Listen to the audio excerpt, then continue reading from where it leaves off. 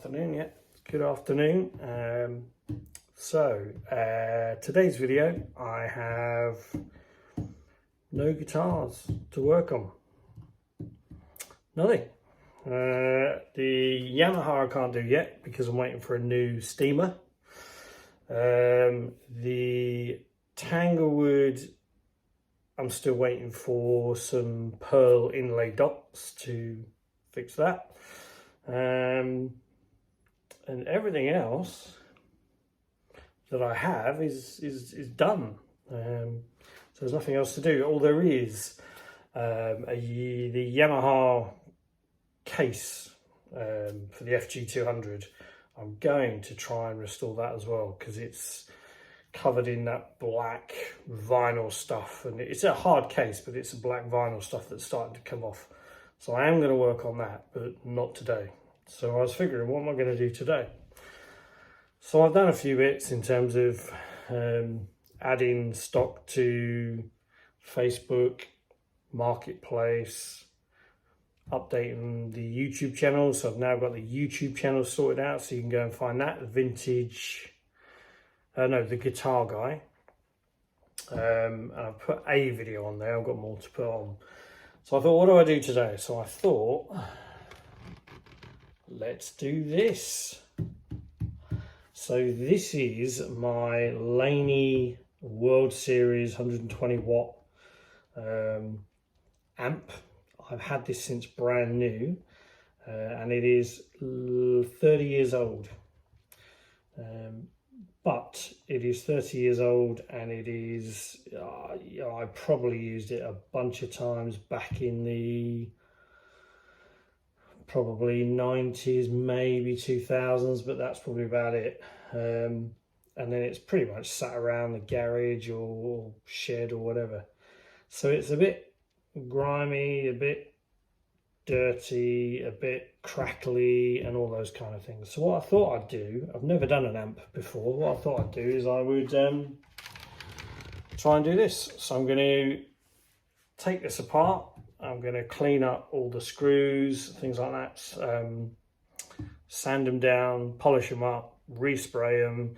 I'm also going to take the electronics out from the inside, and I'm going to see if I can actually figure out what the problem is. So the problem with the amp is there's some crackling. When you press some of the buttons, they don't do what they're supposed to, and it feels to me like it's dirt, dry joints, things like that. But I'm gonna have a look at it. I did electronics years ago, so I should know something. But actually, just giving it a good clean up. I've got it on the Marketplace for about £40, so I'm not going to spend an earth on it. It's just while I've got a bit of time, I might as well have a go. So that's what I'm going to do. So you can watch me take this thing apart and see whether it ends up in one piece after I've taken it apart, done my magic, and then tried to put it back together again. So first things first, I am going to swing it around a little bit. There we go. So first things first, I'm just going to remove all the obvious bits that come away with a screwdriver and things like that. So I'm going to take off this front cover. So there's 4 screws here because it's quite bashed and battered, and then I'm going to see if I can tidy that up and also get the sign off. So if I can tidy that up and give it a respray in a kind of matte black finish. I'm going to take off all these plastic caps and just give them a little bit of a sand and a clean up, just to try and smarten them up a little bit. Then I'm going to take off the handle on the top. I'm going to clean that up. The feet on the bottom, I'm going to take those off, clean those up. Whilst I've got the grill off, I'm going to clean all of this. I'm going to try and get this black sort of vinyl as tidy as it can be. I'm then going to take out 4 screws on the top, and then I'm going to try and take out the electronics from the inside. Then it'll get really interesting. So let's crack on with that.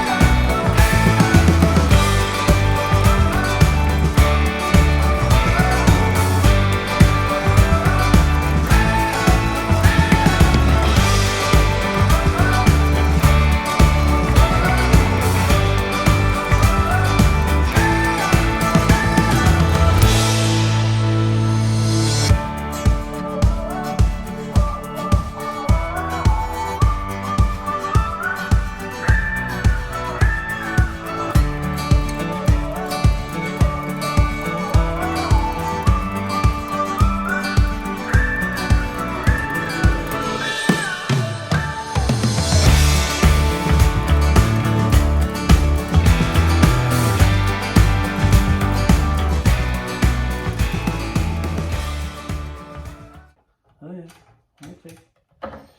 Right. Okay. So let me move a few things out of the way.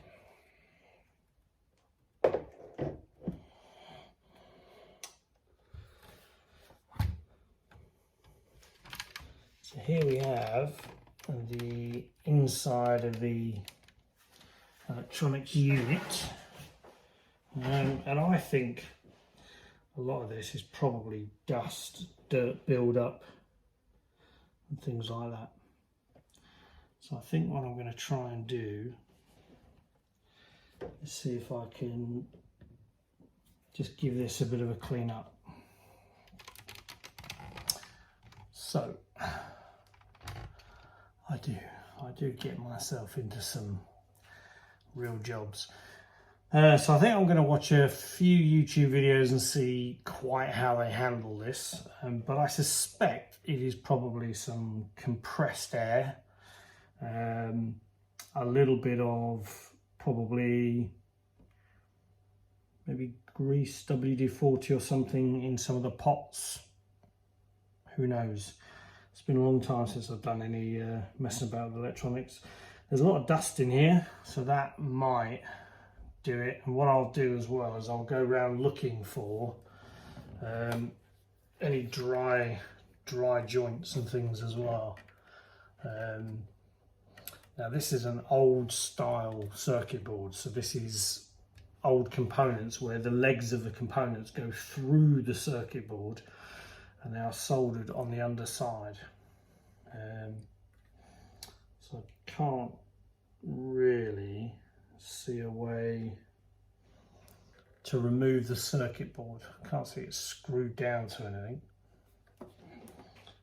So let's see underneath. No. So I think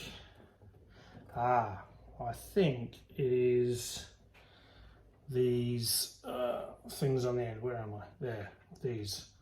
I think these are holding it on. So I think if I undo these with a spanner, in fact that one's loose. So if I take these off, I suspect oh no, they're all loose. I suspect the circuit board will actually come free. Maybe. So now let's see. No.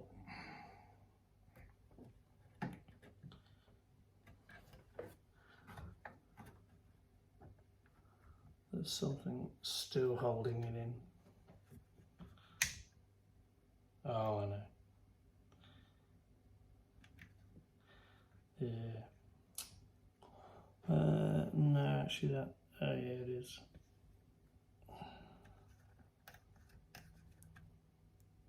Yes.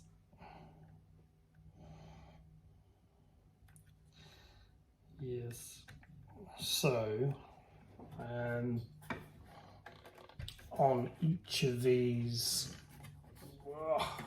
this thing weighs a ton. Behind each of these buttons is a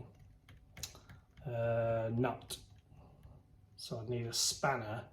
I need to undo every single one of them to take the circuit board off. So I would rather not do that because that's a bit more invasive than I want to do. So I'm going to watch some YouTube videos and just see generally how people service these old kind of circuit boards and see if I can't just figure it out that way. If I can't, then I will undo the nuts and I'll take the circuit board off. The worst that can happen is I break it. Right, let me get on with that and I'll show you the next part.